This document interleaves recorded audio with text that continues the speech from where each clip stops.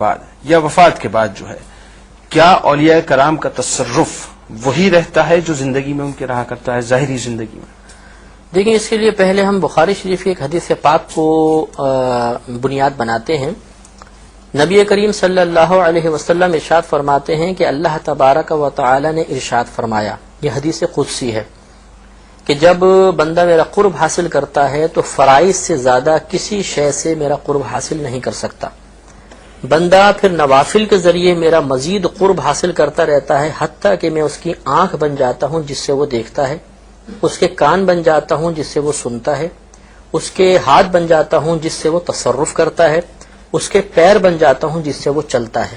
اور آخری الفاظ پہ غور کریں کہ پھر وہ جو مجھ سے طلب کرتا ہے میں اس کو عطا کر دیتا ہوں، اور جس چیز سے پناہ طلب کرے میں اس کو پناہ دیتا ہوں۔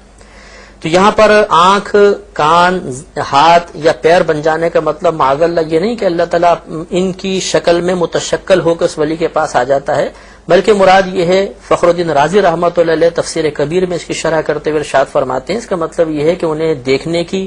سننے کی، تصرف کرنے کی اور قدموں سے کام لینے کی اللہ تعالیٰ زیادہ قوتیں اور وسعتیں عطا فرما دیتا ہے۔ عام آدمی اس دیوار کے پار نہیں دیکھ سکتا، اللہ کی عطا سے وہ ولی اگر چاہے تو پہاڑوں کے پیچھے بھی اس کی نگاہ پہنچ سکتی ہے، وہ ہزارہ میل دور کی چیزیں دیکھ سکتا ہے، دور دراز کی آوازیں سن سکتا ہے، ایک مقام پہ بیٹھے بیٹھے اپنا ہاتھ بڑھا کر چاہے تو کائنات بھر میں بھی تصرف کر سکتا ہے، یہ بھی ثابت ہے۔ اور اس کے لیے زمین کو لپیٹ دیا جاتا ہے، وہ کم وقت میں بہت لمبا فاصلہ بہت تیزی کے ساتھ طے کر لیا کرتا ہے۔ تو یہ تمام تصرفات حالت زندگی میں صحیح حدیث کریمہ سے ولیوں کے لیے ثابت ہو گئے۔ اور پھر اللہ کا آخر میں وعدہ کہ پھر وہ جو مجھ سے طلب کرے میں ضرور عطا کرتا ہوں، جس چیز سے پناہ مانگے میں اس کو پناہ دیتا ہوں۔ اس سے معلوم ہوا کہ اللہ تبارک و تعالی حالت زندگی کے اندر، دنیاوی زندگی میں ولیوں کو یہ تمام نعمتیں عطا فرماتا ہے۔ اب یہ اللہ کا قانون قدرت ہے کہ جب کوئی انتقال کرتا ہے تو جو اوصاف اللہ نے اس کو عطا فرمائے وہ سلب نہیں کیے جاتے، بلکہ یہ علماء کرام نے فرمایا کہ روح جب تک بدن کی قید کے اندر رہتی ہے اس کی قوتیں کم ہوتی ہیں، جب یہ بدن کی قید سے آزاد ہوتی ہے تو اس کی قوتیں اتنی بڑھ جاتی ہیں کہ عقل اس قوت کا ادراک ہی نہیں کر سکتے۔ اس کی میں ادنی سی مثال آپ کو دیتا ہوں جو احادیث کریمہ سے نسبت کے اعتبار سے بڑی اعلیٰ مثال ہے، کہ جب ایک عام کافر مردے کو، منافق کو قبر میں رکھا جاتا ہے اور وہ منکر نکیر کے سوالات کے جوابات دینے میں ناکام ہو جاتا ہے، تو فرشتے کہتے ہیں آسمان کی طرف دیکھ۔ وہ نگاہ اٹھاتا ہے تو ساتوں آسمانوں کو چیرتی ہوئی اس کی نگاہ جنت تک پہنچ جاتی ہے،